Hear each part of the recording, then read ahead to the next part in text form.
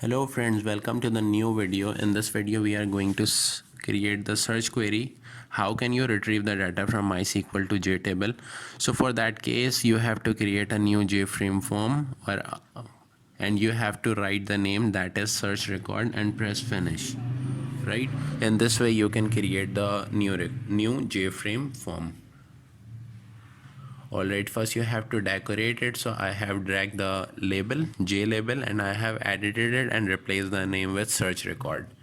Now what you have to do next is to drag the table, the J table, because the data is already exist in MySQL in the table. So you have to retrieve it into the J table inside the J frame, right? So for that case I have used the J table right here. Okay, so now what you have to do next is to just take out the button, because through that button you can easily retrieve the data from MySQL to that JTable. So this button will help you to retrieve the data, to search the data, right? So let me edit it name and I will fix the name with search for this button, right? You have to change the column name, because in the previous video where we have created the MySQL table, we have only 3 rows. The number 1 was ID, the number 2nd was name, and the 3rd was age. So without any misconception, I also have to create ID, name, and age, and I have to remove the 4th row from here. And now your table is almost ready, right? Now what you have to do next, the thing that you will do after creating the JTable, you have to go onto the button, event, action, and action perform, and now you are at the backend. You have to write the code. Okay, so before that, those people who have joined the playlist from this video, make sure that you have add the library MySQL JDBC from the library folder. You have to go onto the add library, search the name MySQL JDBC driver and click the add library. I also have added that, so I will not add it again. Okay, so now what you have to do is to create the try catch statements. In the catch you have to pass the exception E. This exception is written just for whenever the MySQL connection was not perfectly fitted with the JFrame, so it will pop up the message, right? So for that case you have to create the exception. Now I am going to work in the try block, that is class.forNameCom.MySQL.JDBC driver. This way you can initiate the JDBC driver class, and on the second I have to write the connection class, right? Oops, I have written in uppercase. It will be connection. CONN is the object of the connection class, is equals to driver manager, like this. What you have to do next is to dot get connection, and you have to pass 3 parameters over here. The first is the database name, the second is the username, and the third is the password, right? So the username is root, and the third is always blank, right?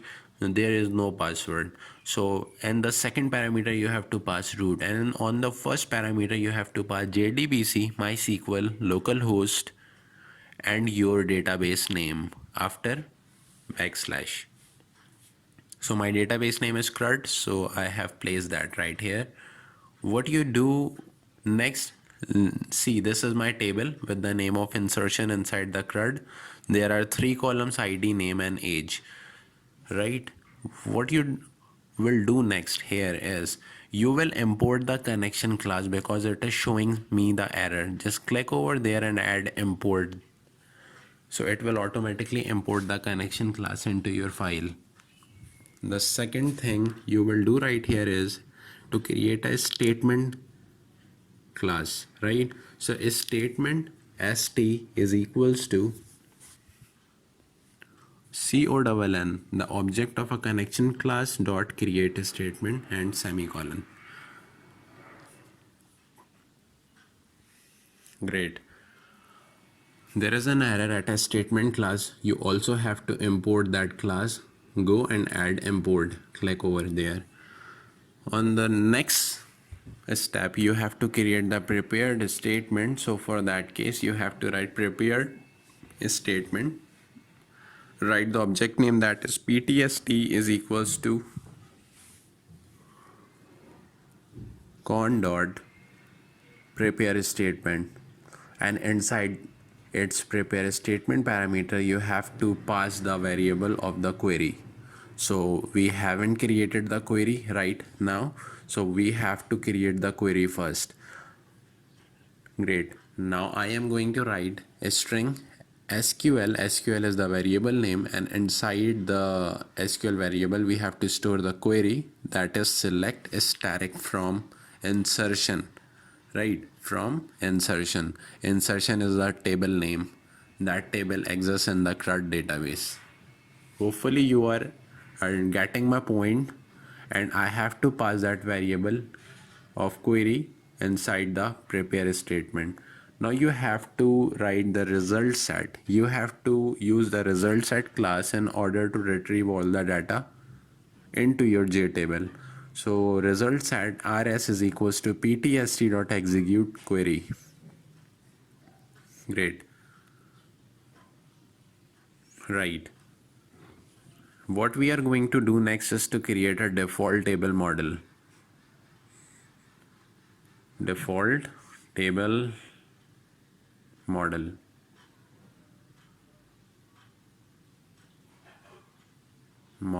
Right.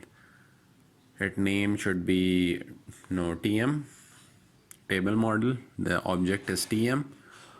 Next you have to write the default table model again. Okay, so the class is now ready. You have to pass the variable of a JTable, right? So go onto your front end, right click on the JTable, change variable name, and I will change it with insertion. My variable name is insertion, right? I will call the variable just after the default table model, right? Like this, insertion dot get model. Exactly. Okay, so what we have to do next right here is tm.setRow. We have to set the row count, and we will set the row count from the value of 0. You will always set the value from 0, right? Now next you have to create a while loop to iterate all the data from MySQL and retrieve it and display on into your JTable, right? Inside the parenthesis you have to create the object array. So for that case I have to write object O, and this is my array. That is also the object for saving the data. rs.get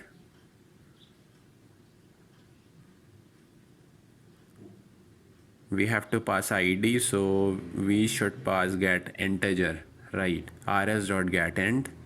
Inside the parameter you have to pass the column name, that is id. Great. On the second you have to pass the name, so rs.get name, get string, and inside the parameter you have to pass the name. On the third you have to pass rs.get string, and inside that string you have to pass the age, like this. Oops, I have write f name. I don't have to write the f name here, I have to write age here. Yes, there is an error because I have put the semicolon at the wrong place. It should be placed after the braces. So I will remove from there and just backspace the semicolon and place after the braces, and all the error is removed. Okay, so almost we are done. The next thing is tm.addRow, and you have to pass the object array variable inside that add row, right? So inside here you have to pass a small o.